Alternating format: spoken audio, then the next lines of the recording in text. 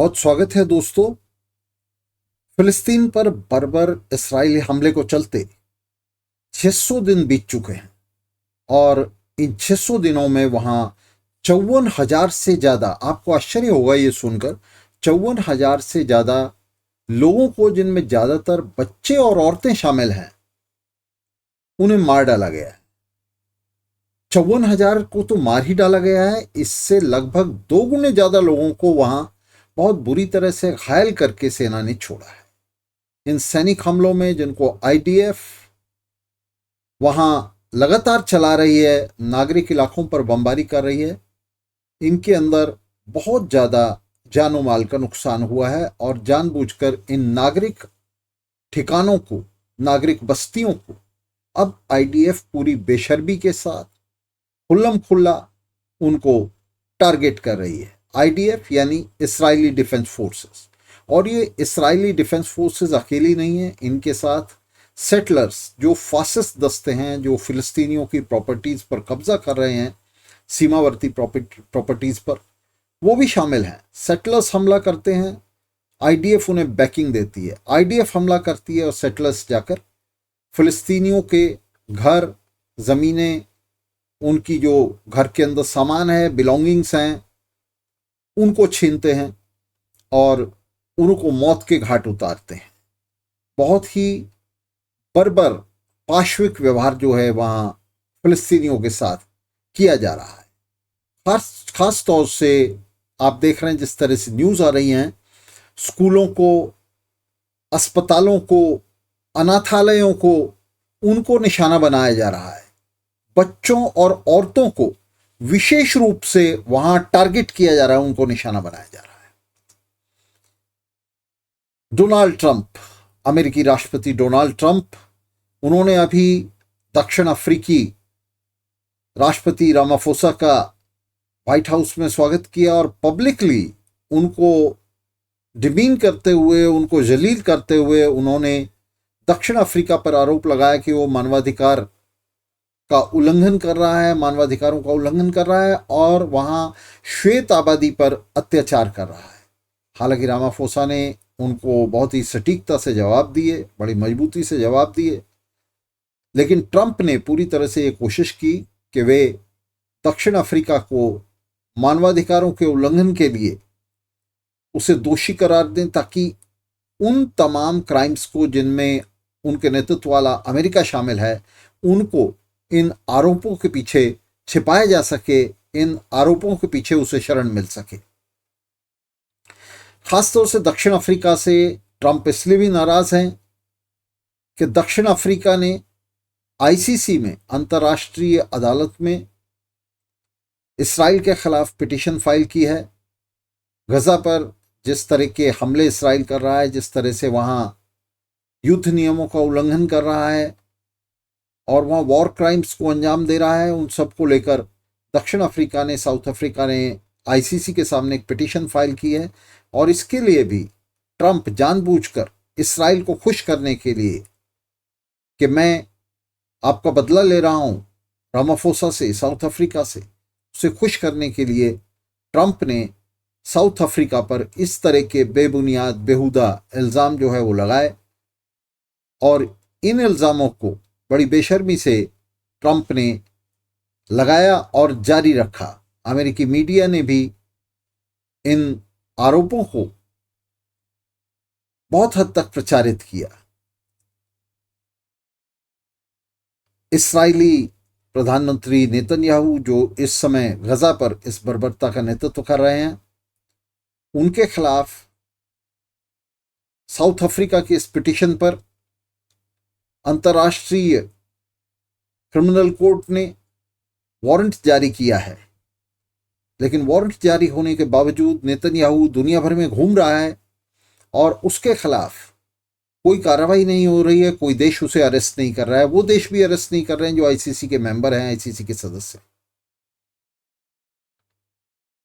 संयुक्त राष्ट्र और आईसीसी दोनों इस बर्बरता को रोक पाने में पूरी तरह नाकाम हो गए हैं। वे इसराइल और अमेरिका का हाथ नहीं पकड़ पा रहे हैं, क्योंकि संयुक्त राष्ट्र और आईसीसी दोनों के अंदर अमेरिका और इसराइल का प्रभुत्व है, उनका प्रभाव है।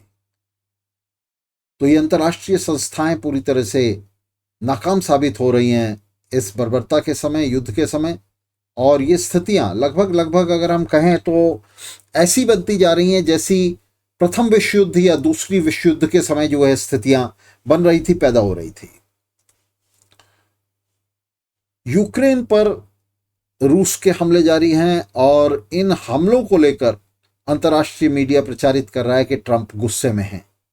ट्रंप रूस के हमलों को लेकर तो गुस्से में हैं, लेकिन उन्हें इसराइल के हमले नहीं दिखाई दे रहे जिसके अंदर हजारों लोगों को मारा जा रहा है। 54,000 से ज्यादा लोग मारे जा चुके हैं। और ये मैं आपको ऑफिशियल आंकड़ा बता रहा हूं, जो वेस्ट बैंक के अंदर जो इंटरिम गवर्नमेंट है उसने जारी किए हैं। ये मैं वो आंकड़े बता रहा हूं। मरने वालों की वास्तविक संख्या इससे कहीं ज्यादा हो सकती है।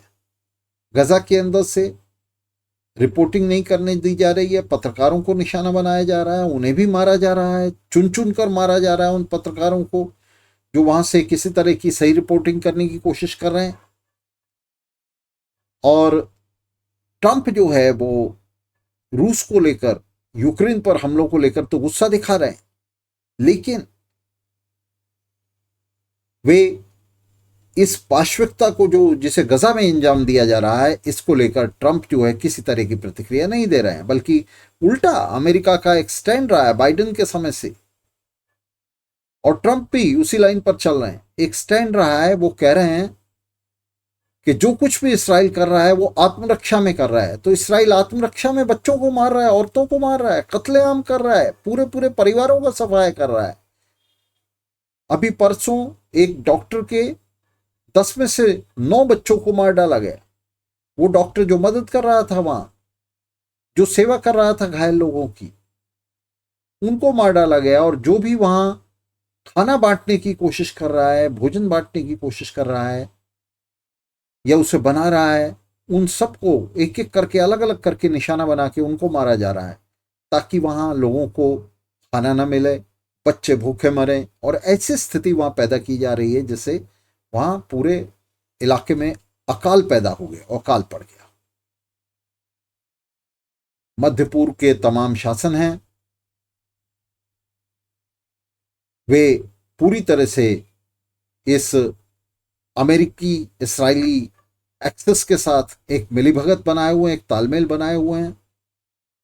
और सऊदी जैसी राजशाहियां जो इसमें एक बड़ी भूमिका अदा कर सकती थी युद्ध को रोकने में, मध्यस्थता में, वे वास्तव में कुछ नहीं कर रही है। और अब तो लफासी तक भी उन्होंने बंद कर दी। मिस्र और तमाम दूसरे देश हाथ पर हाथ धरे तमाशा देख रहे हैं, तमाम राजशाहियां तमाशा देख रहे हैं। और मुस्लिम ब्रदरहुड जिसे इतने जोर शोर से प्रचारित किया जाता था और जिसे उसके विरोधी निशाने पर लेते थे, उसे दुनिया के लिए हव्वे के तौर पर वे प्रस्तुत करते थे, उस मुस्लिम ब्रदरहुड का पूरी तरह से इसके अंदर एक्सपोजर हो गया, उसका दिवाला निकल गया। हमें पता चल गया कि पूरी दुनिया के अंदर इस तरह का कोई मुस्लिम ब्रदरहुड नहीं है। और ये जो पैन इस्लामिक मूवमेंट का जो हवा खड़ा किया जा रहा था, ये बिल्कुल झूठा था। हम उल्टा ये देख रहे हैं कि जितने भी वहाँ इस्लामिक राजशाहियाँ हैं, इस्लामिक शासन हैं, वे फिलिस्तीनियों को बचाने के बजाय वे सीधे सीधे अमेरिका और इसराइल के साथ तालमेल बनाए हुए हैं। और उन्हें अगर सक्रिय समर्थन नहीं तो मौन समर्थन दे रहे हैं। बहुत सारे तो उनमें से सक्रिय समर्थन दे रहे हैं। जैसे मिस्र ने क्या किया, मिस्र ने अपने बॉर्डर बंद कर दिए ताकि बमों और गोलियों से छलनी होते जो फिलिस्तीनी हैं वे मिस्र के अंदर जान बचाने के लिए मिस्र के अंदर दाखिल ना हो सके, वहां शरण ना ले सके। और इसी तरह का मामला जो है पूरे मध्य पूर्व के अंदर चल रहा है, जहां ये राजशाहियां अमेरिका और इसराइल के एक्सेस की, इस इविल एक्सेस की मदद कर रही है। अमेरिका तो सीधे सीधे इसराइल को मदद दे ही रहा है, मध्य पूर्व के ये शासन उसे मदद दे रहे हैं। और मध्य पूर्व से बाहर भी हमने देखा किस तरह से भारत और पाकिस्तान दोनों वहां हथियार सप्लाई कर रहे हैं। इसराइल को मदद दे रहे हैं। दुनिया भर की जो प्राइवेट कंपनीज हैं, हथियार बनाने वाली कंपनीज हैं, वे हथियार सप्लाई कर रही हैं। भारत ने ड्रोन्स भेजे हैं,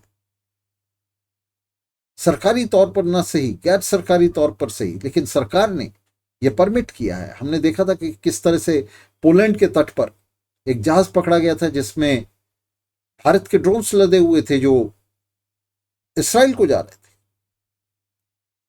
तो इस तरह के कारनामे हमें इस युद्ध में दिखाई दे रहे हैं। युद्ध ने पूरी दुनिया के अंदर राजनीति को पूरी तरह से खोल कर रख दिया, एक्सपोज करके रख दिया है। मध्य पूर्व में अमेरिका और इसराइल मिलकर ईरान के प्रभाव को मध्य पूर्व से नष्ट कर देना चाहते हैं, उसे शून्य कर देना चाहते हैं। और ये इनका तेल की लूट के लिए, तेल एक बड़ा रिसोर्स है, एक बड़ा स्रोत है, संसाधन है मध्य पूर्व के अंदर, जिसे लिक्विड गोल्ड कहा जाता है, तरल सोना कहा जाता है। और दुनिया भर के व्यापार में इस तेल का एक बहुत बड़ा हिस्सा है और ये बहुत बड़ी ताकत है तेल, कच्चा तेल जो है। तो इस तेल पर नियंत्रण के लिए साम्राज्यवादी ताकतें, इलाकाई और दुनियावी साम्राज्यवादी ताकतें आपस में संघर्ष कर रही हैं। और विशेष रूप से वहां ईरान के खिलाफ ये जो इसराइल की मुहिम है, उसकी फौजी मुहिम है, ये पूरी तरह से ईरान के प्रभाव को नष्ट कर देने के लिए और मिडल ईस्ट के अंदर तेल के संसाधनों पर, उसके स्रोतों पर, उसके कुओं पर पूरी तरह से कब्जा कर लेने के लिए ये अमेरिका और इसराइल की मिलीजुली मुहिम है, जिसके अंदर सऊदी जैसी जो राजशाहियां हैं वो भी अपने हिस्से के लिए, अपनी पार्टनरशिप के लिए उसका समर्थन कर रही हैं। आज हमें बताया जा रहा है कि किस तरह से हमास जैसे जो आतंकी संगठन हैं उनको कुचलने के लिए इसराइल को एक कार्रवाई करनी पड़ी है। लेकिन जब हम इतिहास की तरफ देखते हैं, इतिहास में झांकते हैं और ये जानने की कोशिश करते हैं कि हमास जैसे संगठनों को वहाँ किस तरह से बाकायदा पाला पोसा गया और किस तरह से वहाँ अमेरिका और इसराइल ने इसमें एक भूमिका अदा की, तो हमें पता चलता है कि वहाँ फिलिस्तीन लिबरेशन ऑर्गेनाइजेशन जैसे जो संगठन थे उनको कुचलने के लिए, उनके प्रभाव को नष्ट करने के लिए वहाँ हमास जैसे संगठनों को, इन मूलवादी संगठनों को, फंडामेंटलिस्ट संगठनों को अमेरिका और उसके सहयोगियों ने बाकायदा वहां प्रमोट किया। ईरान के साथ जब अमेरिका का गठजोड़ चल रहा था इराक के खिलाफ, उस समय हमास जैसे संगठनों को, जो वहां अपने आप को इस्लामिक संगठन कहते थे, मूलवादी संगठन थे, फंडामेंटलिस्ट संगठन थे, धार्मिक मूलवादी संगठन थे, उनको बाकायदा प्रमोट किया गया, उनको पैसा दिया गया, उनको हथियार दिए गए, उनको संगठनकर्ता, मिलिट्री एक्सपर्ट्स दिए गए। आज हमास, हिजबुल्लाह और हौथी ईरान की आर्म्स के तौर पर काम कर रहे हैं। ईरान में हम जानते हैं कि एक कठपुतला शासन जो है वो मौजूद है, एक धार्मिक मूलवादी शासन मौजूद है, और ये तीनों हमास, हिजबुल्लाह और हौथी उसकी आर्म्स बनकर काम कर रहे हैं। और आज जब ये आर्म्स अमेरिकी साम्राज्यवाद के खिलाफ मुड़ रही हैं, जब इनका एक प्रगतिशील कोण इनके भूमिका का सामने आ रहा है, तो उस समय अमेरिका और इसराइल इन्हें आतंकी संगठन बता रहे हैं। लेकिन इन्हें किसने खड़ा किया, किसने प्रमोट किया, किसने इनको पैसा और हथियार दिए, इस पर पूरी तरह से पर्दा डाला जा रहा है। गजा को अमेरिका और इसराइल पूरी तरह से खाली कराना चाहते हैं। दरअसल ये एक शानदार समुद्री व्यापार पट्टी है, एक तटरेखा है समुद्र के साथ साथ, जिससे अमेरिका और इसराइल तेल के व्यापार को इस रास्ते से करना चाहते हैं, जो उनके लिए व्यापारिक तौर पर, व्यापारिक दृष्टि से एक तरह का शॉर्टकट उन्हें मिलेगा, वहां से यातायात सस्ता हो जाएगा। तो आयात निर्यात के लिए इस पूरी पट्टी को वो इस्तेमाल करना चाहते हैं और इसके लिए गजा को पूरी तरह से वहां से आबादी को हटा देना चाहते हैं, उसको नष्ट कर देना चाहते हैं। गजा की आबादी को इस समय कोशिश चल रही है कि गजा की आबादी को सीरिया में और मिस्र में उसे शिफ्ट कर दिया जाए और वहां इस सारी आबादी को शरणार्थी शिविरों में रखा जाए, बदतर स्थितियों में बस उसको कहा जाए तो सूखी रोटी के दम पर जो है वहां इन शरणार्थी शिविरों में रखा जाए और उसके श्रम का भी वहाँ उपयोग किया जाए। मध्य पूर्व में मैंने आपको बताया कि तेल जो है वो एक महत्वपूर्ण संसाधन है, एक स्रोत है जिसके लिए ये पूरा संघर्ष चल रहा है और उसी के लिए गजा की पूरी आबादी को यहाँ से हटाया जा रहा है।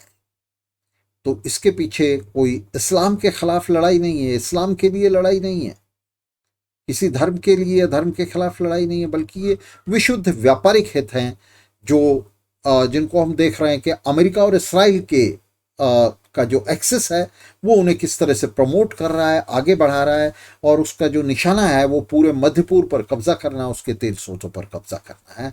और इसके अंदर अमेरिका और इसराइल की तो पार्टनरशिप है ही, उसके जो सहयोगी हैं दूसरे लोकल, उनकी भी पार्टनरशिप है। और इस सब के चलते इतनी ज़्यादा हम देख रहे हैं कि वहाँ जो बर्बरता है, 54,000 लोगों को मार डाला गया, बच्चों को, औरतों को इस तरह से काटा जा रहा है जैसे वे इंसान ना होकर गाजर मूली, और उनकी लाशों पर व्यापार के लिए, अंतर्राष्ट्रीय व्यापार के लिए, तेल के व्यापार के लिए वहां जमीन तैयार की जा रही है। तो दोस्तों, ये कोई आश्चर्य की बात नहीं है, ये साम्राज्यवाद है, ये कल का वो पूंजीवाद है जो डेमोक्रेसी की बात करता था, जो कंपटीशन की बात करता था। आज वो सब कंपटीशन, डेमोक्रेसी सब खत्म हो गई है। पूरी तरह से मोनोपोली का युग है, एकाधिकार का युग है, और उसके साथ साथ साम्राज्यवाद, पूंजीवाद साम्राज्यवाद में बदल गया और साम्राज्यवाद का जो रंग है वो हमारे सामने आ रहा है। हम देख रहे हैं कि किस तरह की पाशविकता, हम किस तरह की जहलत हम अपने सामने देख रहे हैं। और एक तरह से दुनिया उस मोड़ पर आ खड़ी हुई है जिस मोड़ पर वो प्रथम विश्व युद्ध और उसके बाद दूसरे विश्व युद्ध की दहलीज पर आकर खड़ी थी। तो बहुत बड़ा खतरा हमारे सिर पर मंडरा रहा है। और आज की जो दुनिया है उसमें बहुत सारे देश नाभिकीय हथियारों से लैस हैं। हम देख चुके हैं कि पहले विश्व युद्ध में और दूसरे विश्व युद्ध में कितने बड़े पैमाने पर विनाश हुआ था, संहार हुआ था। तो आज की दुनिया में, जहां पूरी दुनिया में इतने देश नाभिकीय हथियारों से लैस हैं, उसके अंदर कितना बड़ा विनाश होने जा रहा है, हो सकता है, वो कल्पनातीत है, कल्पना से परे है। पूरी दुनिया को कई बार नष्ट कर देने के लिए आज नाभिकीय हथियार मौजूद हैं और एक एक देश के पास इतनी ताकत है कि 2.5-3 मिनट के अंदर वो पूरी दुनिया को जो है तबाह कर सकता है।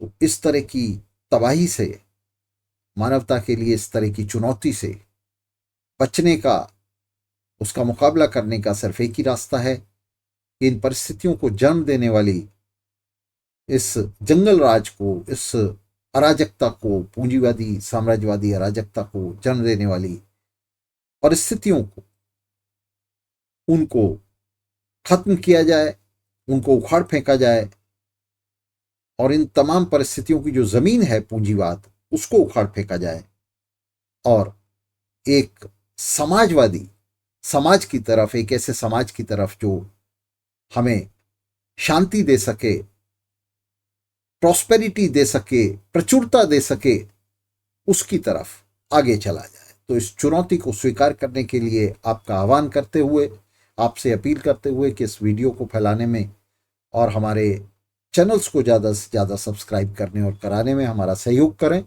मैं आपसे विदा लेता हूं साथियों। बहुत बहुत शुक्रिया साथ रहने के लिए। मिलते रहेंगे, मिलकर संघर्ष को जारी रखेंगे।